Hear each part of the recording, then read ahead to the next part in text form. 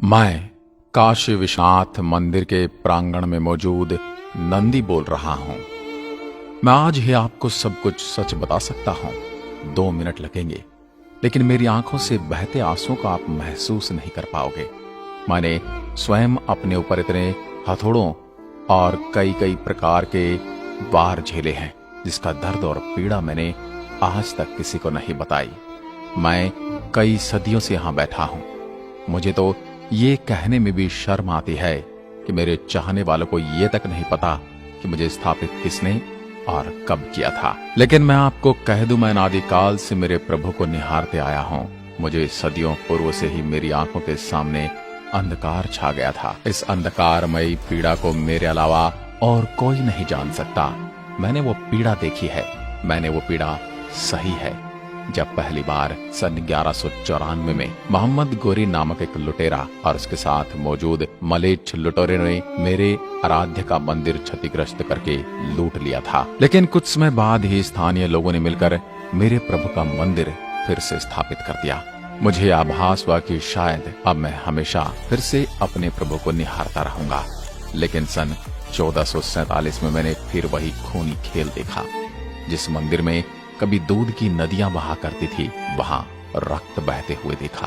क्योंकि सन 1447 में जौनपुर के सुल्तान मोहम्मद शाह द्वारा तोड़ दिया गया था एक बार फिर से मेरा यह मंदिर, और मूर्ति पूजकों को मार दिया गया। अगर विश्व में कोई पीड़ितों का देश होगा तो सर्वप्रथम मेरे बारे में ही चर्चा होती है।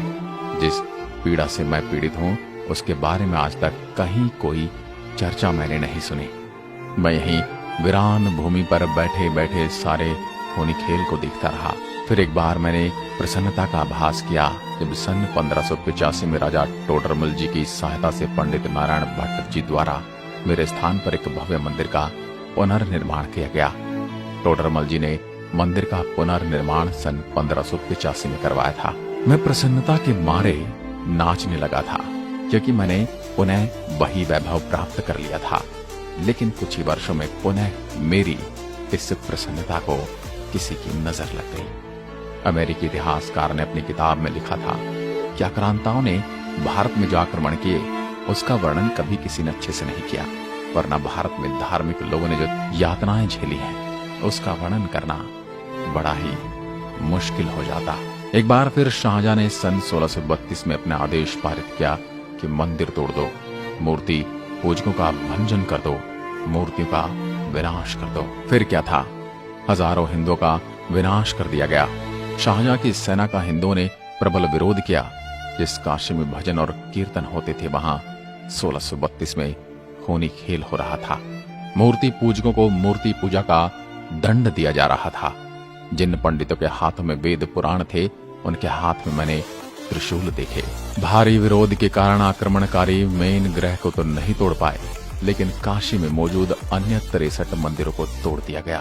मूर्ति पूजकों को ऐसा दंड मैंने देते हुए कभी न सोचा था। शाहजहां की सेना तो चली गई, लेकिन पीछे जो नरसंहार और पीड़ा का दृश्य मैंने देखा, वह आज भी मेरे हृदय को झकझोर देता है।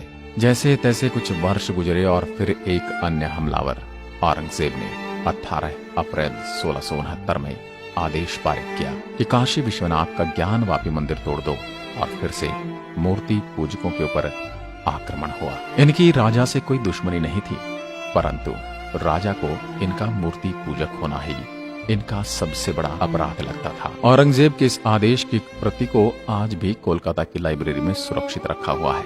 1669 के इस आक्रमण के बाद पूरी काशी में असंख्य मंदिरों को तोड़ा गया और ज्ञानवापी मंदिर के गर्भगृह का अनादर करके आक्रमणकारियों ने उनके पूजा स्थल बना दिए। हजारों हजार निरीह निर्दोष लोगों का भंजन किया गया।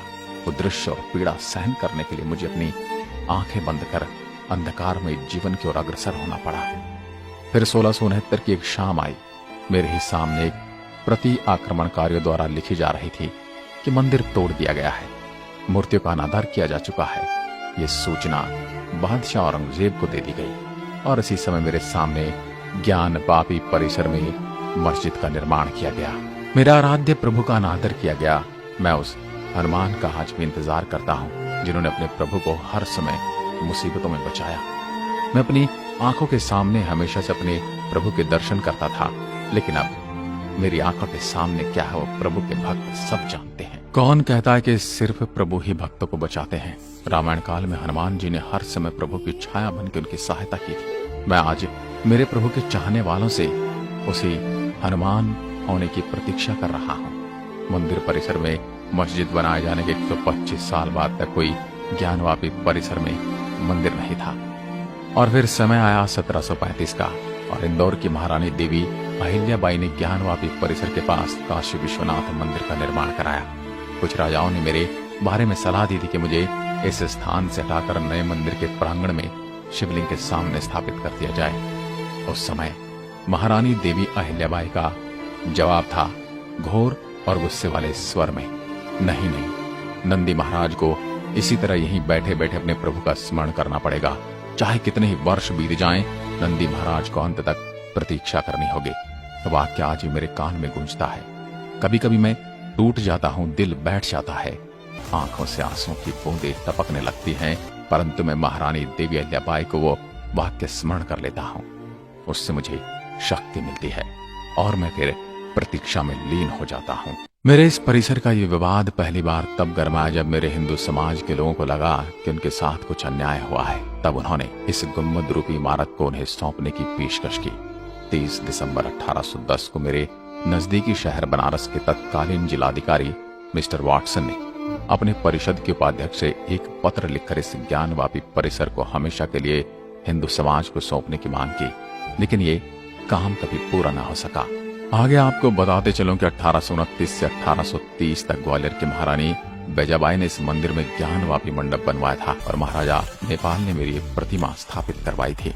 मुझे दुख इस बात का कि मेरे इस परिसर का जिक्र उस समय के राजस्व के अनुसार जामा मस्जिद ज्ञानवापी के रूप में हुआ, लेकिन एक बार फिर मैंने मन में प्रसन्नता महसूस की।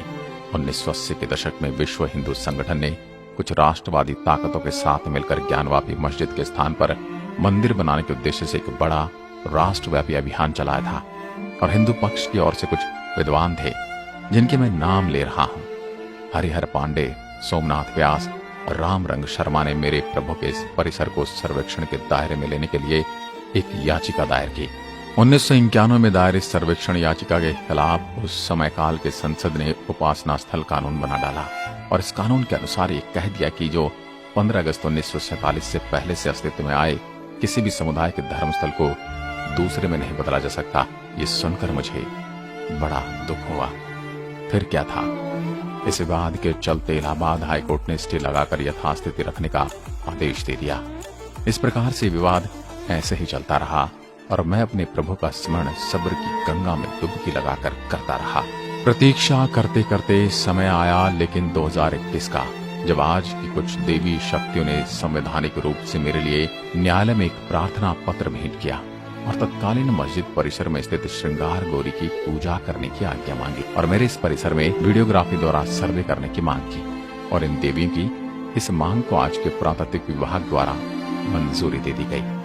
अब तो मुझे बस उस दिन का इंतजार और उत्सुकता है, उस फैसले की कि यहाँ मेरे प्रभु का ही निवास था और रहेगा, और जब मैं मेरी संस्कृति के अनुसार पूजा पाठ करके चंदन का लेप लगाकर अपने आराध्य के दर्शन कर सकूंगा।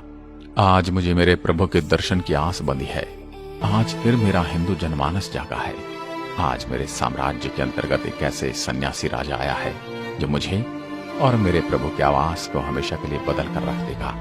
मुझे पूर्ण विश्वास है कि सन्यासी राजा मेरे और मेरे मंदिर का पूर्ण रूप से जीर्णोद्धार करेगा।